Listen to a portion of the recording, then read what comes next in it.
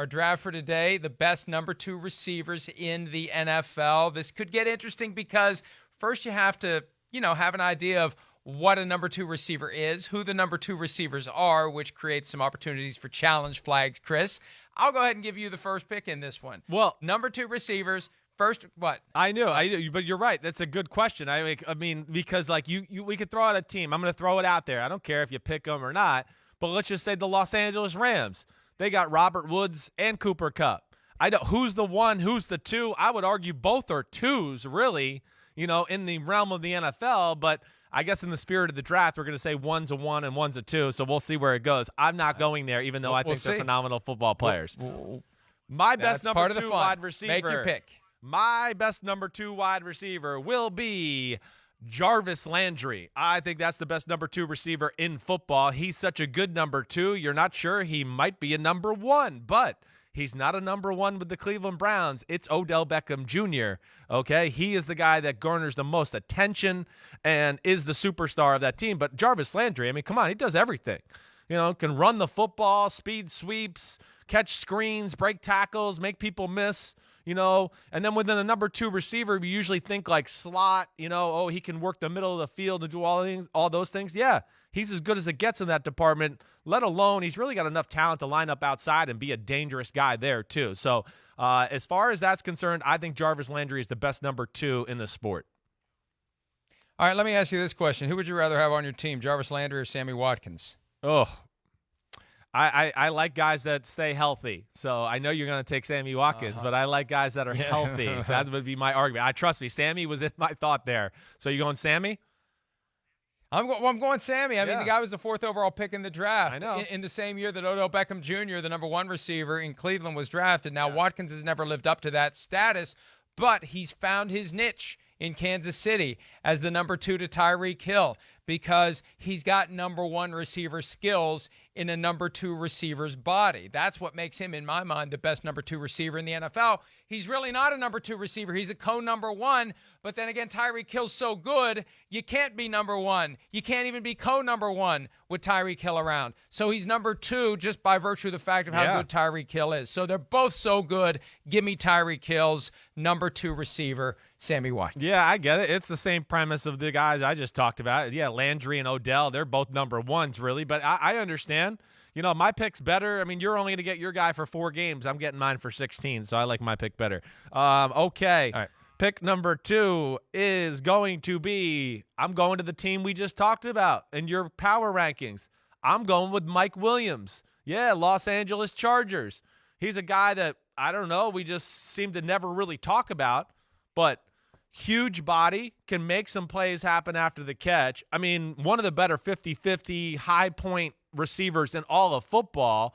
And you talk about big plays. They have a number 1 in Keenan Allen who's not a big play guy. He's going to work the intermediate routes and get a lot of 5 and 8 and 10 and 12-yard catches. Mike Williams is the one that gets the big plays. I mean, this stat line is kind of like crazy when you look at it. 49 receptions for 1,001 yards last year, 20.4 yards per, reception.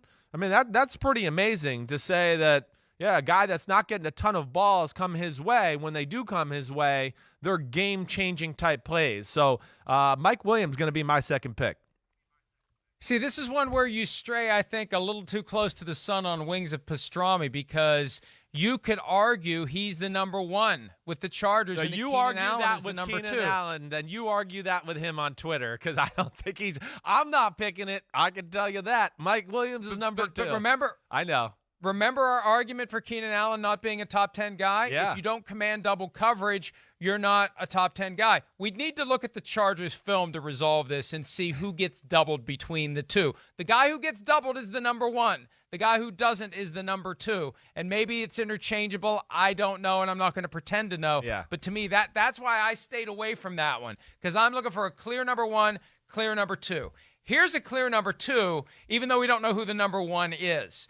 We talked about this earlier in the week. Juju Smith-Schuster is the consummate. He is the perfect. He is the ideal number 2 receiver in the National Football League. The problem is last year, the Steelers tried to make him number 1. Yeah. And it didn't work. Right. Confirming that he is the perfect number 2 receiver. Now they just have to find a number 1 receiver who will command the double coverage and stretch the field and let Juju Smith-Schuster be that same kind of player that Jarvis Landry is for the Browns. Be that reliable target who catches everything but doesn't take the top off the defense. He was the MVP of the team in 2018 for a reason. Of course, one of the reasons was that Antonio Brown was taking all the attention away from him. That's one of the reasons why Antonio stormed out Week 17 once he found out that Juju was the team MVP and not him. So give me Juju Smith-Schuster, even though we don't know who the number 1 receiver is going to be in Pittsburgh. Can we call 345 Park Ave and get Al Riveron on the phone, please? I got a challenge flag here. I don't know if we can say this is the number 2 receiver. I mean, in theory, you're right. He's a number 2 receiver. To give you a hard time for the draft, he's the number 1 guy in the Steelers right now. And, I think you're really moving the line there. Really moving the line. Okay.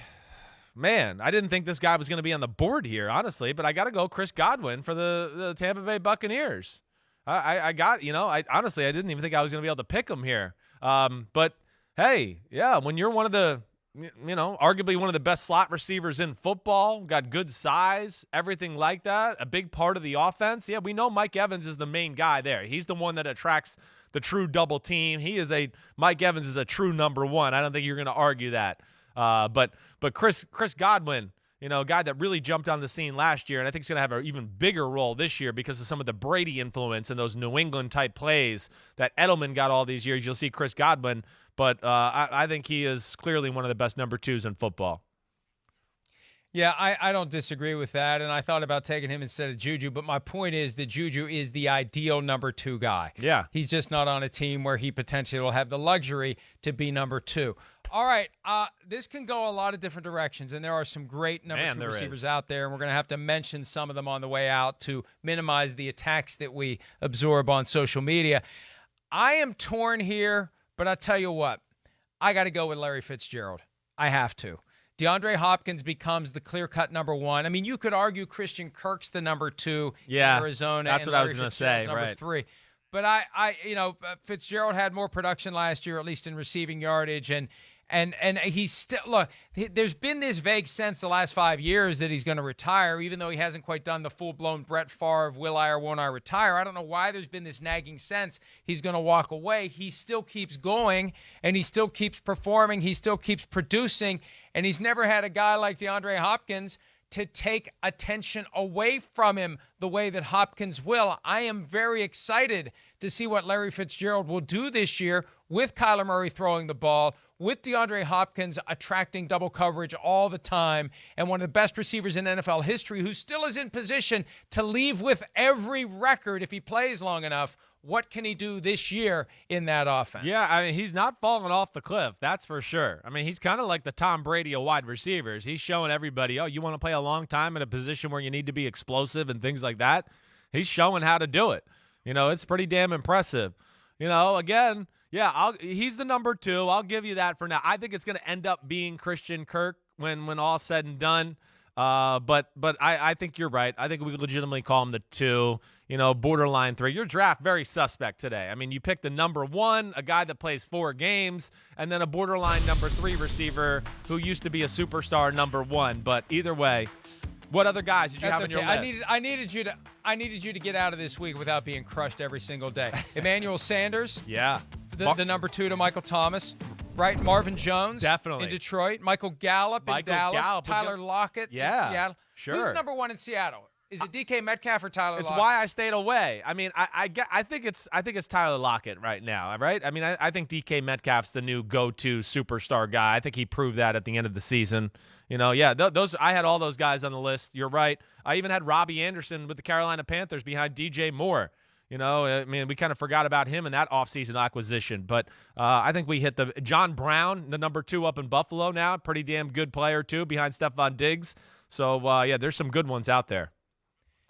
I thought about rolling the dice on Jerry Jeudy as well. I know. He's going to be the number 2, right? Mm-hmm. But he's unproven. Hey, how about Dallas? I mentioned Michael Gallup. I know. Is he number 2 or is it CeeDee Lamb behind Amari Cooper? I was going to be cute and almost take them as both. At one point in the draft, I thought, maybe I'll just say both of these guys' names because I'm not sure who it's going to be 2, but whoever it is, they're in good shape, across the board at receiver in Dallas. I'd like to be Dak Prescott this year. Alshon Jeffrey, if and when he's healthy enough to play, he's a great number 2 to Deshaun Jackson, if and when he's healthy enough to ever play. And, this whole thing was premised on Calvin Ridley's comments, and that's the first time his name came up. Sorry, Calvin. I know.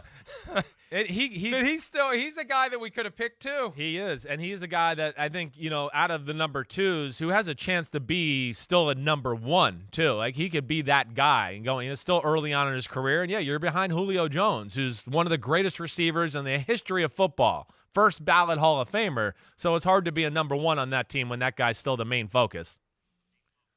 And one guy we didn't mention that I think we should, Justin Jefferson, the Vikings' first-round pick. He's the number 2 to Adam Thielen. And the thing is, as the season goes on, if Jefferson lives up to his potential, at some point this year or next year, he's the number 1. He could be the 1. So exactly right. He could be so good as the number 2 he takes out. Because Adam Thielen feels more like he should be a number 2. He's not the guy who's going to stretch the field. That's the way Stephon Diggs did. And when it was Diggs and Thielen was number 2, and I think one of the reasons why Diggs maybe wanted out was Thielen ended up with a better contract than the number 1 receiver in Minnesota, Stephon Diggs, at least the number 1 previously. Now it could be Justin Jefferson in time, but for now it's Adam Thielen. Hi, I'm Mike Tirico, and thanks for watching. Make sure to hit subscribe for the latest news and highlights from NBC Sports.